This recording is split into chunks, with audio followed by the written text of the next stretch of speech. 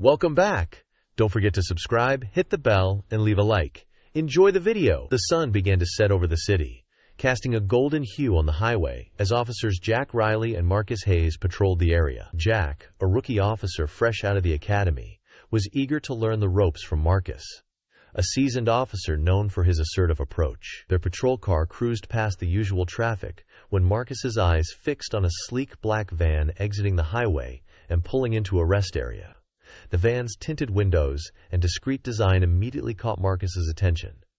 Suspicious, he thought. Without hesitation, he turned on the flashing lights, signaling the van to pull over. Jack hesitated, sensing no immediate threat, but Marcus's experience usually meant his instincts were correct. The van came to a smooth stop. Inside sat Thomas Langston, a composed man in his 50s, wearing a tailored suit and an air of authority. The officers didn't know that Langston was the head of internal affairs for their department. His calm demeanor belied his irritation at being stopped for no apparent reason. As Marcus approached the driver's side, Jack followed closely behind, his unease growing. Marcus gestured for Langston to roll down the window. Langston complied, maintaining a neutral expression. Marcus immediately began questioning him about his presence in the area, the purpose of his trip, and why he was driving such a suspicious-looking vehicle. Langston answered politely but briefly, offering no unnecessary details. Standing to the side, Jack noticed how Marcus's tone shifted from questioning to accusatory. Something felt off. The man in the van was not acting suspiciously, yet Marcus seemed determined to assert his authority. Jack glanced at Langston, noticing the man's composed yet firm gaze, an indication that he was not someone to be trifled with. Marcus's suspicions escalated.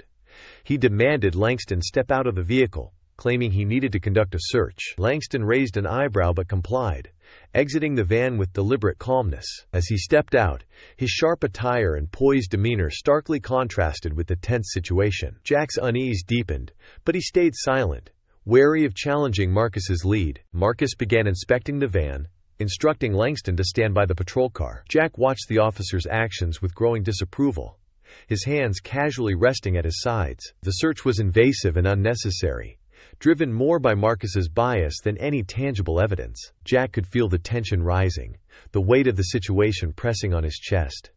Finally, Langston decided enough was enough. His voice, steady and authoritative, cut through the air. He identified himself, pulling out his badge and credentials as the head of internal affairs. The revelation hit hard. Jack froze in place, his face a mix of shock and disbelief. Marcus, however, went pale, the realization of his overreach dawning on him. Langston's tone grew firmer as he outlined the numerous protocols Marcus had violated: profiling without cause, conducting an unwarranted search, and failing to de-escalate a situation that posed no threat. He reminded the officers that their duty was to serve and protect, not to harass and intimidate. Marcus stammered, trying to justify his actions, but Langston cut him off. He clarified that the incident would be reported and there would be consequences. Misusing power was a serious offense, especially for those sworn to uphold the law. Feeling the moment's weight, Jack finally spoke up, apologizing for his role in the situation and acknowledging Langston's rightful criticism. Langston's demeanor softened slightly as he addressed Jack. He recognized the rookie's discomfort and encouraged him to learn from the experience, and to always question actions that felt wrong, even when directed by a superior. To Marcus, however, Langston's words carried a sharper edge. He emphasized that authority was not a weapon, but a responsibility that required integrity and accountability. The encounter ended with Langston returning to his van, his composure intact despite the unnecessary ordeal. As he drove away, Marcus and Jack stood by their patrol car, the weight of Langston's words hanging heavily in the air. Marcus looked visibly shaken while Jack appeared deep in thought, reflecting on the lessons he had just learned. Back at the station, Marcus and Jack filed their reports, knowing they would face an internal review. For Marcus, the incident was a humbling reminder of the dangers of unchecked bias and the importance of adhering to the principles of justice. For Jack, it was a critical moment in his early career, reinforcing the values of fairness and accountability. Meanwhile, Langston returned to his office, aware that this incident would not change the culture overnight.